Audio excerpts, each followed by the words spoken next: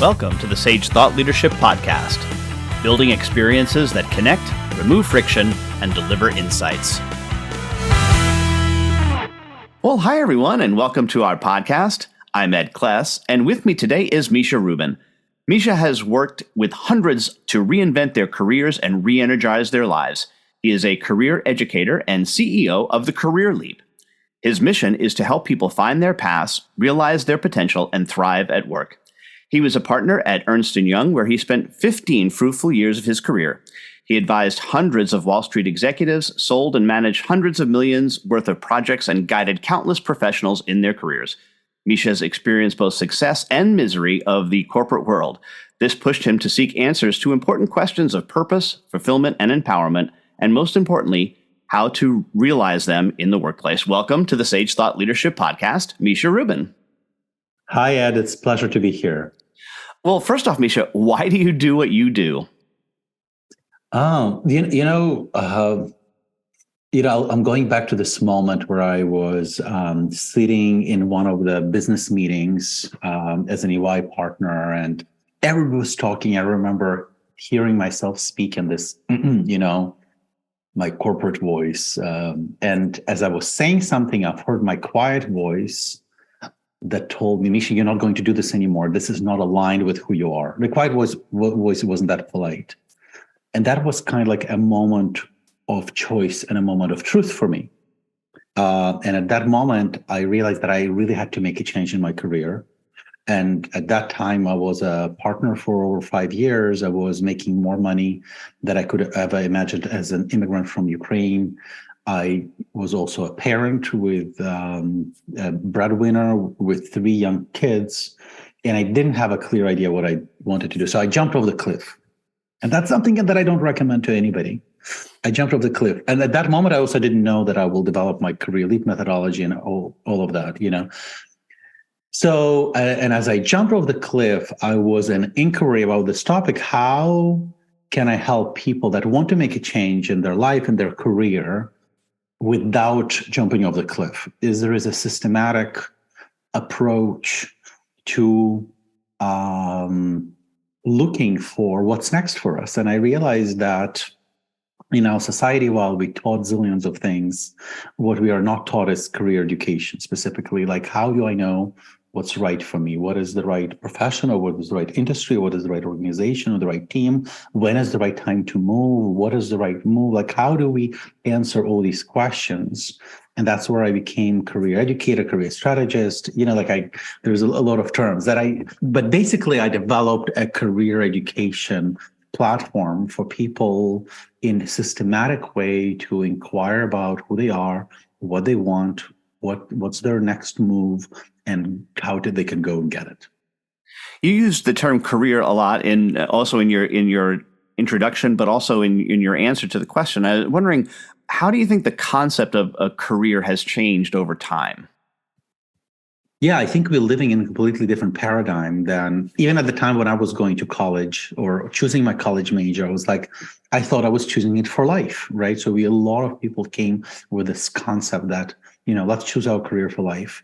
And I think given all the society changes, technology changes, what we can count on is that careers will be changing.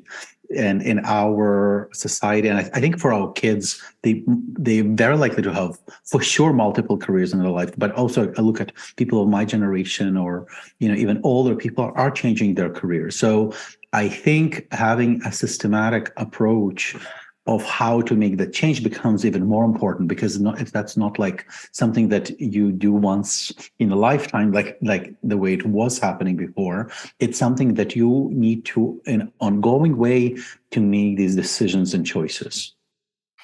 So just the very notion of a career being one unitary thing is no longer the case. Really, it's almost a set of serial careers or serial things that we do. Is that a way to think? Yes, about it? or even within the same career, there are so many choices you could make. Even if you were to stay in the same career, there are so many choices you could have, and so many different paths you can take. So the inquiry for people is, how do I make the right for me choice? And this is where the Career Leap method is having these really practical, pragmatic tools for people to answer these very important questions of life, because we're spending over, a significant amount of time about work, probably more than with our families, with our children. This is where our livelihood is, but that's also where a lot of sense of fulfillment in life comes from. So having right answers for your career is fundamental for, being happy in life, being fulfilled in life, thrive in life. This is what Russ Roberts, the economist, talks about as a wild problem, right? Where we really can't even understand what the ramifications of the choice are until after we get there. So, for example, becoming a parent, you can describe as much as you can to someone who's not a parent what it's like to be a parent. Mm-hmm. We get fundamentally changed when we become parents, and there's no way we can describe it adequately to someone who's not there. Is that what you're finding too with people who are potentially changing careers, is that you almost can't adequately describe it until after they take a little bit of a leap? Well, actually, there is an aspect of that, but I think if you making blind decisions, the more likely you can make wrong decisions. Like, for instance, there's a lot of conversations in our society, like, let's become an entrepreneur, let's start the business, which is not for everybody. It's not the right choice for everybody. So I think the more systematically you can explore your options, choose your potential opportunities, also investigate what are the implications, what are the financial implications, what are the logistical implications. The more you can understand that, I think that's the way of minimizing the risk. And that's, instead of jumping over the cliff, you're making a leap. Now, a leap can still be scary. There are still a lot of unknowns, and you might really not know fully on the other side, but you can make very conscious, very educated choices if you do them right. And Misha, we have an exit question that we ask all of our guests, and that is, who is a hero of yours, and why are they a hero? Oh my! So, well, I have a few. Right now, I'm re-listening to the book "The Surrender Experiment" by Michael Singer. And he, in one of his books, The Untethered Soul, he described this whole philosophy of consciousness and mind. And The Surrender Experiment is about book how he lived his life, and how from being this hippie and not wanting to do anything except for meditating, he became a CEO of a multi-billion-dollar company. But the point is not that he became that. The point is how he made his choices and decisions that I find fascinating. And that's where he's my hero.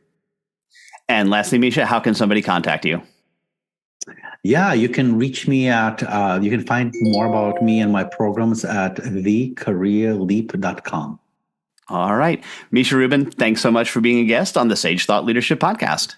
Okay, thank you so much. Review and subscribe by searching your podcast player of choice for Sage Thought Leadership Podcast.